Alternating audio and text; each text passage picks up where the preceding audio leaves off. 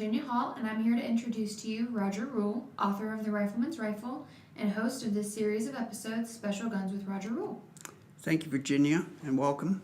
And welcome, viewers, to my 6th episode of Special Guns with Roger Rule. So, Roger, let me ask you first, what is your definition of special guns?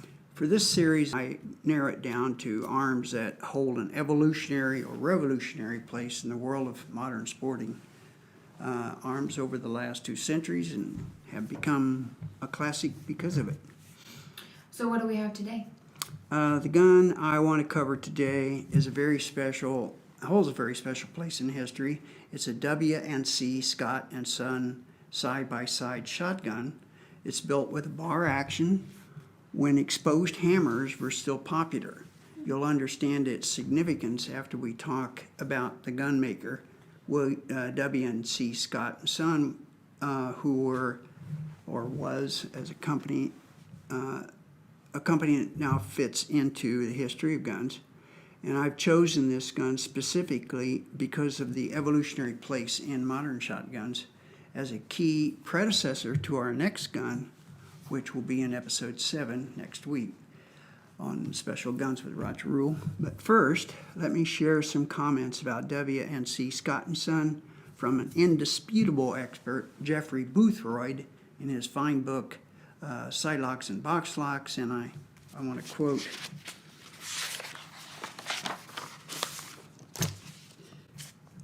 "It is no exaggeration that Scott could lay claim to being the best-known British shotgun manufacturer.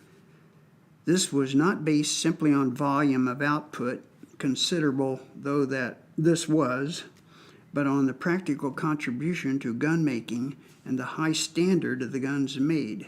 Close quote. Do we have some history about the gun maker? Yes, and when we examine the company's history, it'll become clear why Jeffrey Boothroyd bestowed such great praise on this company. William Scott started the company in 1834, located in Birmingham, England. His brother Charles joined him in the business 5 years later. In the early years, the company gained a reputation for the production of high-quality double guns. In 1858, William's son, William Middleditch Scott, joined the company, and the name was changed to W&C Scott and Son. There was a younger son named James C., who had little interest in guns in his youth. However, he was artistic and subsequently became an outstanding engraver. His older brother, however, was not only interested in guns, but also, as it turned out, was an inventor and innovator of many modifications and patents, with a list that's amazing and remains amazing today. One of the most enduring is patent number 2752, awarded on October 25, 1865, for the famous Scott spindle, which is the mechanism that created the top lever opening for break-open actions. The same device used on nearly all shotguns today. The great company Purdy immediately recognized its value for their guns and paid a royalty to Scott to use it. And get this, that same patent also created cocking indicators, spring-loaded pins above the strikers that protrude through the top of the action body to indicate whether or not the gun is cocked. This system also is used by many guns today, especially those made in Germany. But the Scott spindle has become the standard opening mechanism for nearly all double-barreled shotguns and rifles that are double-barreled. The gun we are going to look at today is an early one with exposed hammers made by Scott, and the Scott spindle is in this shotgun as its opening mechanism. William M. Scott, the son, went on to design and patent many other innovations, with one more biggie to come as we plow through their history. In 1866, the second son and the engraver, James C., became a partner. In 1869, William Scott, the father, retired, leaving the company in the capable hands of his eldest son, William M. The early partner and uncle to the sons, Charles, had either died or retired about a decade before. From this point forward, William M. went on to design and patent many innovations.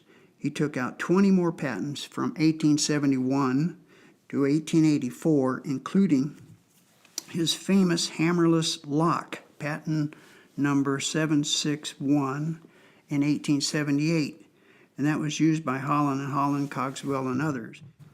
This 1878 patent made William M. Scott the first man to design, well, to invent and patent the first sidelock, hammerless sidelock shotgun, which to me is astounding. I once asked, do we know who made the box lock? Credit is showered in magazines and books that it was Wesley Richards and Company and their two employees, Anson and Dealey, and in fact, the box lock's even called the A&D action.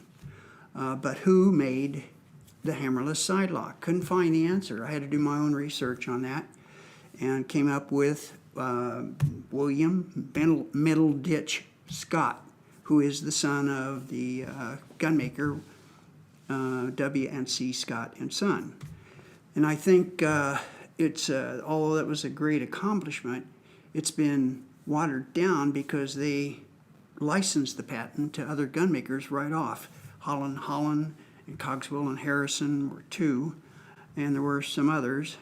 And those gun companies started modifications and doing innovations, and all of a sudden the significance of his patent diminished. And however, his Scott spindle, which is the top lever opening most shotguns and double rifles today, whether they're side-by-sides or over and unders, even the German guns like the Vierlings and the Drillings, and the stalking rifles. Nearly all of those break-open action guns use this Scott spindle, and his name has been remembered for that. Generations of shooters have benefited by his accomplishments, and his name has been kept up there with the best for that one invention. But here was a guy who, in my opinion, we were lucky that he had the kind of life he had to be able to explore his own passion while he had the natural talent to do it, and was set up in this situation with his father being already a renowned gun maker. So I know since his name is kept up there with the best for the Scott spindle, I just think it should be remembered for being the first man to develop the hammerless sidelock as well. Well, that sounds like you have a good point. Thank you. Company records showed that the company was selling guns under their name in the United States from 1881 to 1887. William M., the son, retired from the firm shortly after that in 1894, and his brother James continued managing the company for 3 more years. In 1897, the company was absorbed in an amalgamation of 3 companies. It became Webley and Scott Revolver and Arms Company Limited. However, because of the great W&C Scott name, the new combined company would continue to market their high-end shotguns under the W&C Scott brand. In 1985, that's 1985, not 1885, they were purchased by Holland & Holland, who continued building the high-end shotguns under the W&C Scott name for 6 more years. In 1991, H&H ceased production under the W&C Scott brand. It is important to point out, as information for a later episode of Special Guns with Roger Rule, that up until Holland & Holland stopped production, there was a high-end best made shotgun still being produced under the W&C Scott brand, called the Chatsworth model. For a complete history of the company of W&C Scott & Son, a book that is usually recommended is The History of W&C Scott Gunmaker by Crawford and Watley. That William M. Scott sounds like a clever guy. I'd say so, with over 20 patents and many of them enduring today. Now let's look at our gun for the day. This is a W&C Scott & Son bar action hammer gun. You can readily see the exposed hammers. I want to point out the opening top lever. This operates with the Scott spindle mechanism. And if you're familiar with at all with hammer guns from before the 20th century, most of them do not have the top opener Scott spindle. Scott had been using it since he invented it in 1865, but most of the others used different openers that have lasted, that have not lasted through the years. One of the more common ones was the Jones underlever, and there were also popular side lever openers. Let me demonstrate this one. I pick it up. Is this a 12 gauge? It is. Thank you. It is 12 gauge and it's 30-inch barrels, which are the preferred length for live pigeon shooting, so popular in the Edwardian period. According to Crawford and Watley, this serial number 42909 was built in 1887. The barrel rib is inscribed W&C Scott & Son, London, because it was sold out of their London showroom at 7 Dorset Place, Pall Mall, although the gun was made in Birmingham. Looking at the wood first, you can see that this has no pistol grip. This is the traditional stock design, very popular in England, and it's called an English grip because of that, or sometimes it's called a straight hand grip.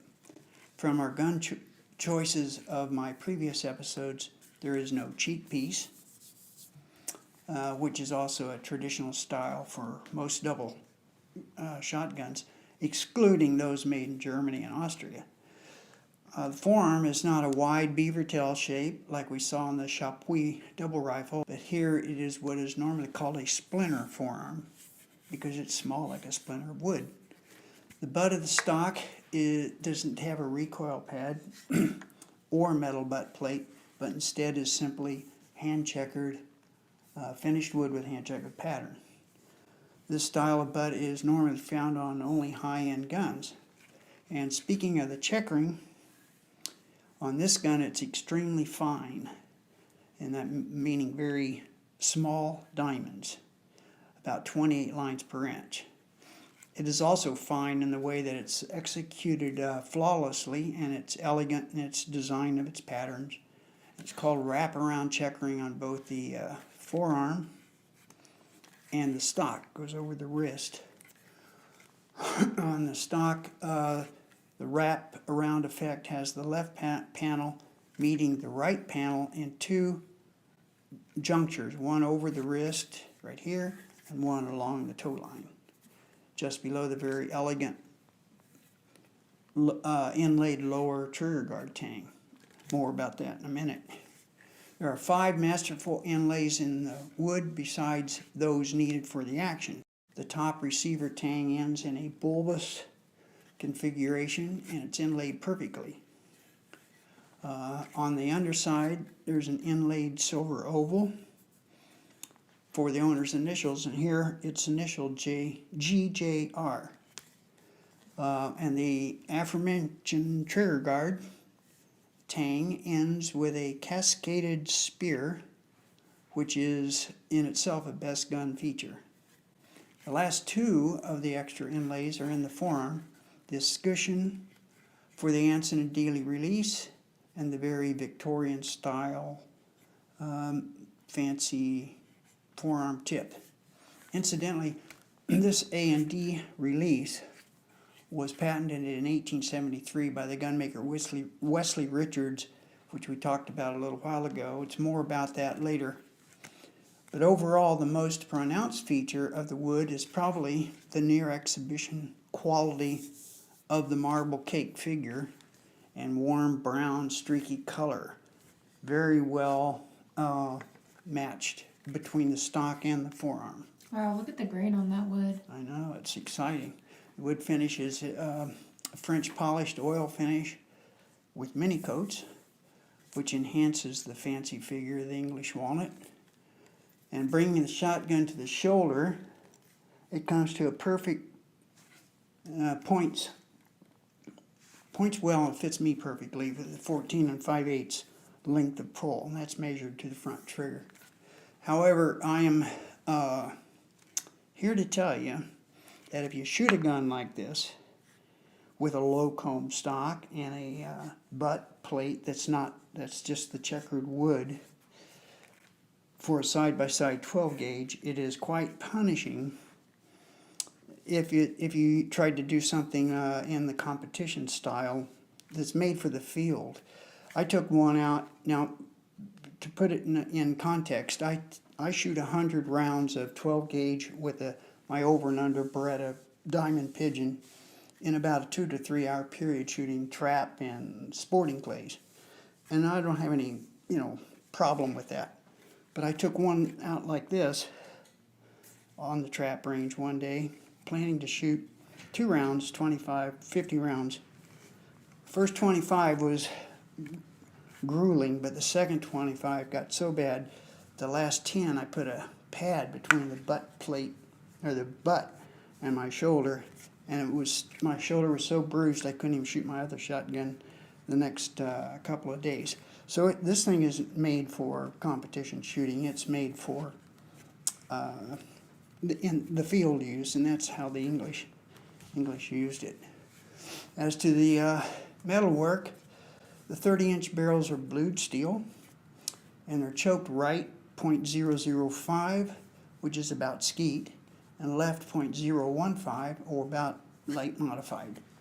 And here I want to mention these guns built this way were like 2 guns in one. You have a double barrel, 2 locks with 2 hammers, and 2 triggers. If one side breaks down, the other side is still independent and operable. This mechanical feature of the gun is common to a sidelock shotgun also, but we'll get to sidelocks on next episode. But while I have this gun here in front of us, let me oversimplify the concept by saying if you were to remove the hammers with their locks and replace them with hammerless sidelocks, the gun would function similarly. For the beginner, it's easier to grasp this idea that a sidelock is just a gun without hammers, like this one. It still has 2 locks, one on each side, 2 barrels, and most have 2 triggers. Each barrel lock and trigger work independent of the other barrel lock and trigger. So a sidelock is like 2 guns in one? Yep, you got it. Now back to our review of the metalwork on this gun. We see that it has a wavy matted concave rib where the maker's inscription is, and it terminates in a doll's head, right here, the doll's head shape. The hammers have stylized reverse C shapes that gives away the gun's Victorian origin. Overall, the metal has nearly full engraving of very fine scroll and rows that can be seen on the doll's head, the sides of the hammers, the top lever, the sides of the lock plates, the trigger guard, the lower tang, the upper tang, extending from the action body, the top of the action body, the action sides surrounding the lock plates, the underside of the action, the two protruding lugs, and the Anson Dealey forearm release and the forearm tip. All of these parts are engraved. As to the metal finish, the receiver, the side locks, the top lever, the forearm iron, and the forearm tip are color case hardened. We covered that in episode 3. And they show only a little bit of the original colors on this gun. The blued components are the A and D release, the trigger guard, the lower tang, and the barrels. For this era of gun, blue parts are sometimes referred to as blackened. I'm going to open the gun again. We can see it locks up with two pretty underlugs. These are snap caps in it, not live rounds. And it fits into the Scott spindle top lever. So let me emphasize, here we have this old shotgun with hammers, and yet it has the locking system designed by James Purdy, which is the fastening system. It's a spring-driven sliding underbolt which engages two bites in the barrel underlugs, sometimes called chopper lumps, together with the Scott spindle top opener. Two features, Purdy underlugs and the Scott spindle, that are still found on most shotguns today. When the barrels fall open, the shell extractors set up. It's right here, allowing fired cases to be plucked out, or unfired cases to have to be removed by hand. To fire the gun after it's loaded, you pull back the hammer to the cock position. The right hammer is controlled by the front trigger. The left hammer is controlled by the rear trigger. Incidentally, there is no safety on this gun, so it is dangerous when it's loaded, even with the hammers at rest, because a blow on the hammer could drive the firing pin into the cartridge, causing it to discharge. Now let's disassemble it into its three main components. We open it first with the Anson Dealey forearm release, and move the top lever to the right, lift the barrels out, and we have it broken down to its three major parts. We're going to now analyze those at over at our sideboard. Here we have the W&C Scott & Son 12-gauge hammer shotgun disassembled with its major components compartmentalized in its fitted case. The case looks to be original.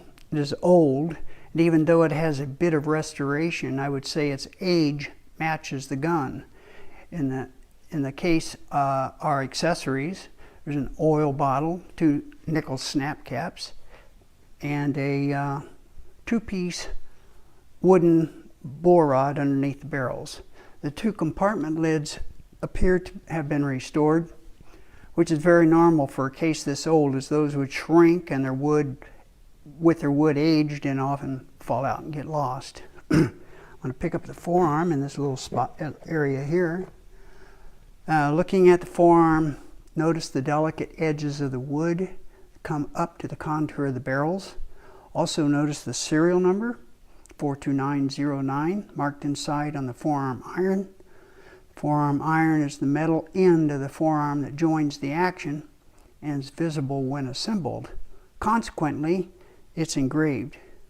Likewise, the Anson & Dealey release and its escutcheon on the underside of the forearm are engraved.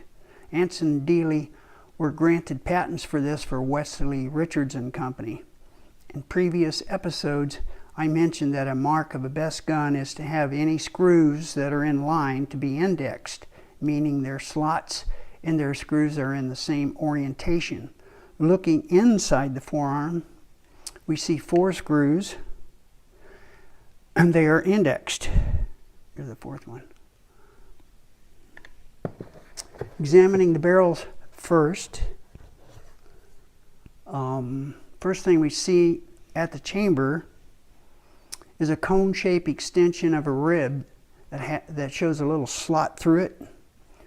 It's a horizontal slot. This is called a doll's head extension, and is a third form of lock, a top lock, also designed originally by Wesley Richards & Company. Under the doll's head extension are the extractors, and also are 2 lugs called chopper lumps that have 2 square cutouts or bites on their action side. These cutouts fit the locking bolt and the receiver and were invented by the House of Purdy in 1863. The front of the front lug has a semicircular cutout which fits around the action hinge pin. Both of these lugs fit through the receiver and are visible when the shotgun is assembled, and because of that, they're engraved in blued. These visible finished lugs are called platform lugs. About 5 inches forward of the front lug is the locking lug for the forearm release. On the barrels, the flat part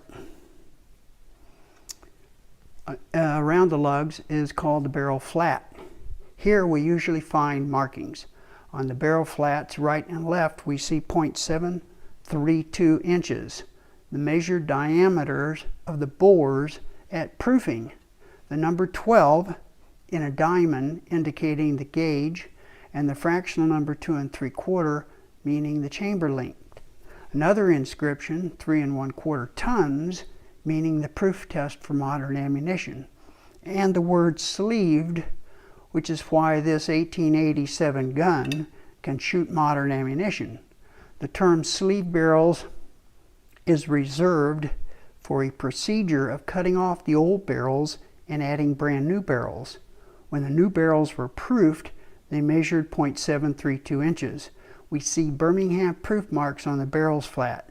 We see them again in 4 places on the underside of the barrels, proofed on both sides of the sleeve joint. There has been much discussion about sleeve barrels, but when done correctly and so proofed, they're as strong as the original barrels, and if in new modern steel, as in this case, stronger than the original barrels. Most likely, based on the gun's age, the original barrels would have been 2.5-inch chambers, proofed at 3 tons, not 3 1/4 as these new ones are. Now looking at the receiver and the stock, the flat portion that mates up against the barrels is called the barrel flat, or called the water table. On the barrels it's called the barrel flat. The vertical portion is the breech face. First off, notice when I move the top lever to the right, we see the pretty underbolt move, which will lock up with the square cutouts on the double underlugs. We also see the top lock move that will lock up with the doll's head extension. When the action is reassembled, the top lever automatically moves to the right until the doll's head is firmly in place. Then the top lever under spring tension will move left, moving back to center and locking through the groove in the doll's head extension. The 2 underlugs are considered 2 locks, so this doll's head extension is referred to as a 3rd lock. With hammers, the pins that hit the primer of the shotgun shells are usually called firing pins. On a hammerless gun, those are called strikers. Looking at the water table, again we see W&C Scott, serial number 42909. Also, there is a description that reads W&C Scott and Son Makers. There are 2 sets of Birmingham proof marks on each side of the water table, indicating 1 set for the original barrels and a new 2nd set for the new barrels. Several sources give us a list of the different British proof marks showing when and where, Birmingham or London, they were used. The Blue Book of Gun Values is one reference. One final thing about this particular gun, one of its former owners along the way sent the barrels off to Briley's of Texas and had 28 gauge inserts made. Roger, thank you for this session. I had never heard of W&C Scott and had no idea of their importance in gun history. Thank you, Virginia, and I hope some of our viewers agree with you about that. Just summing up, let me say this is a great gun to start our series of the evolution of the modern shotgun. As a beginning, it still shows its age with its near percussion age exposed hammers, and yet it's modernized with both the pretty double underbite locking system and the Scott spindle. And aside from the purpose of our subject, it is a great example in and of itself, as it is one beautiful old gun brought back to life in superb condition with near exhibition grade wood. The English walnut just is fantastic. It was built by a maker who made heavy contributions to the evolution of the shotgun and was at the top of the game when this gun was made. It is still as sound as a rock, and it represents an era when conservative tastes were the norm.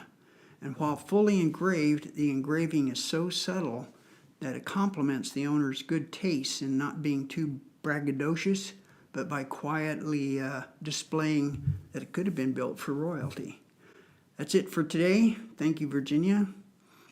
Thank you, viewers, for watching. And if you enjoyed this episode, I invite you to subscribe to my YouTube channel, share with others, and I hope you join us for another episode of Special Guns with Roger Rule. Will be featuring a comparable Holland & Holland Royal shotgun. If you want to get involved with these types of guns, I recommend gunsinternational.com. The owners are great people. I know them and have been using their website since they started. I find it the best source for both buying and selling any great collectible gun.